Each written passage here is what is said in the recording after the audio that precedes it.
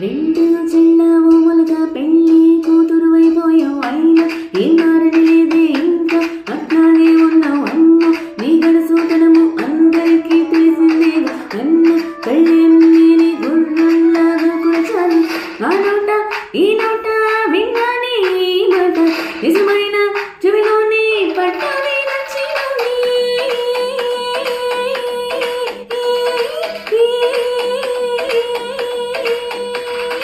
ఎంతసేపు